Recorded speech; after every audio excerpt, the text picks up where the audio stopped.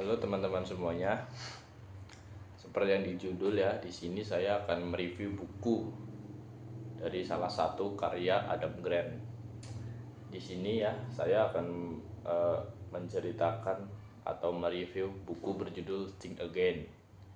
Seperti yang kita tahu ya, Think Again dalam bahasa Indonesia itu adalah berpikir ulang, mengetahui apa yang kita tidak diketahui. Jadi buku ini adalah karya salah satu dari Adam Grant ya, sebuah penulis. Nah, jadi alasan saya memilih buku ini karena buku ini tuh relevan dengan masa-masa sekarang. Jadi kita tuh terlalu yakin sama pendapat kita, padahal dunia terus berubah. Buku ini membuat saya belajar tentang kita untuk lebih terbuka, tidak ngeyel, dan lebih cepat beradaptasi. Langsung saja kita masuk ke pembahasan buku ya. Seperti yang di judul, buku ini tuh menjelaskan tentang pentingnya berpikir ulang. Jadi yang kita butuhkan itu tidak hanya pintar saja, tapi kita harus berani menantang pikiran.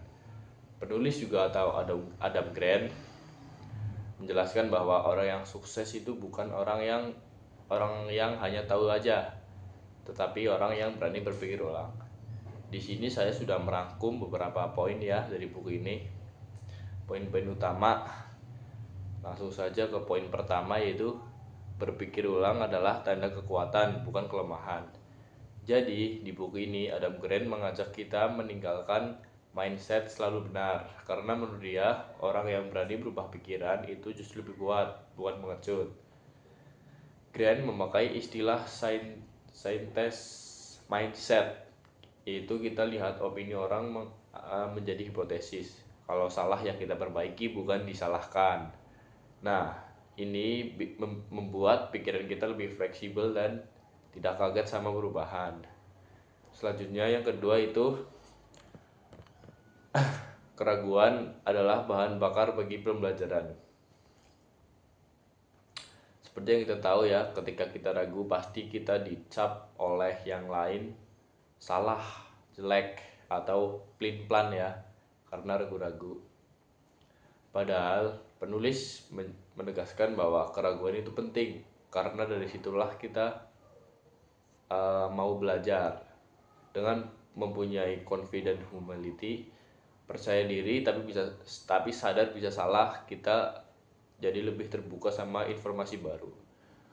Keraguan di sini itu bukan bikin kita lemah, tapi kita terus bergerak dan gak merasa paling tahu. Seperti contoh ya, ketika kita merasa ragu-ragu ya di kelas sebagai mahasiswa, nah baiknya pasti kita akan mencari cara agar memastikan sesuatu tersebut dengan benar, seperti kita mencari buku referensi dan tanya kepada dosen dan lain-lainnya. Jadi keraguan di sini tuh bukan hal yang jelek ya, saya ulangi. Jadi bisa agar kita menambah belajar. Nah, kita lanjut ke poin yang ketiga. Komunikasi yang terbuka mengubah cara pandang. Salah satu bagian paling menarik di buku ini adalah cara kita ngobrol sama orang yang lain. Jadi Adam Grant mengenalkan teknik motivational interviewing, bukan ngegas, bukan ngeyel, tapi nanya pertanyaan yang bikin orang mikir sendiri. Sebagai contoh ya, di Amerika kan banyak banget kasus rasisme. Di buku dicontohkan ada bernama Darley Davis. Dia tuh mendapat kelakuan rasisme ya. Lalu dia tiba-tiba tanya, untuk apa sih? Dia tanya langsung kepada anggota yang rasis ya. Jadi dia tanya tuh dengan pertanyaan yang bikin orang itu mikir sendiri. Jadi kayak seperti buat apa sih tujuannya gitu. Jadi pada intinya dia berhasil membuat kelompok itu keluar ya. Jadi banyak orang yang keluar dari kelompok tersebut. Jadi tujuan komunikasi itu bukan menang debat, tapi membuka ruang dialog. Dan kadang-kadang konflik ide yang sehat itu jauh lebih produktif daripada semuanya bilang cuma iya doang. Nah, kita lanjut ke poin yang keempat. Organisasi dan kelompok maju karena budaya berpikir. Jadi Adam Grant ngasih banyak banget contoh organisasi yang besar gagal karena terlalu yakin dengan cara lama selalu benar. Sebaliknya, organisasi atau kelompok yang sukses itu mempunyai budaya rethinking atau berpikir ulang. Jadi itu kelompok yang sukses itu bukan kelompok yang selalu benar, tapi yang berani evaluasi mereka.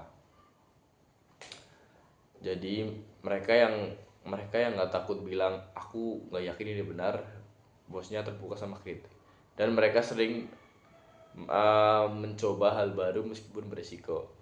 Budaya seperti itu akan membuat kelompok lebih adaptif, lebih kreatif, dan lebih cepat bangkit kalau salah arah. Seperti contoh ya, seperti NASA di buku dicontohkan dengan NASA ya.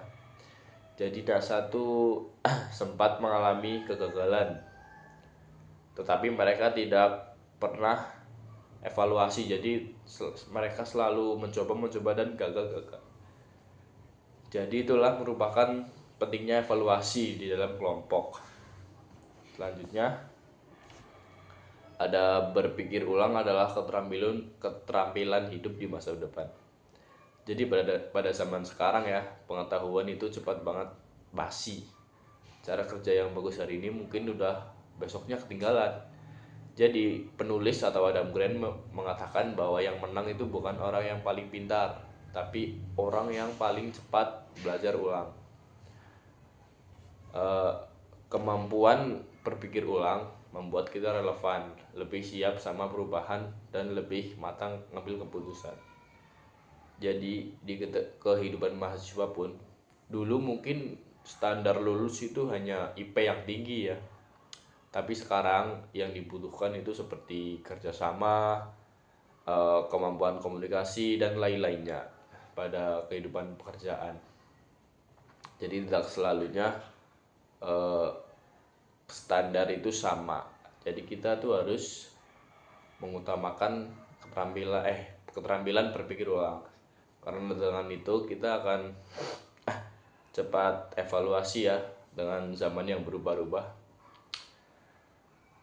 Jadi buat saya sendiri, buku ini tuh kayak pengingat lembut tapi nyentil. Jangan terlalu nyaman sama pikiran sendiri. Kita tuh harus mau berkembang, kita harus siap berubah. Kalau kalian nih yang pada nonton cari buku yang mengubah cara pandang tanpa terasa berat, buku ini tuh sangat cocok, wajib masuk daftar kalian ya. Dan sekian dari saya, seperti ini penjelasan dari buku Think Again. Terima kasih yang sudah nonton. Jangan lupa like, komen, dan subscribe ya teman-teman kalau suka video-video review. Sampai ketemu di pembahasan buku berikutnya. Dadah.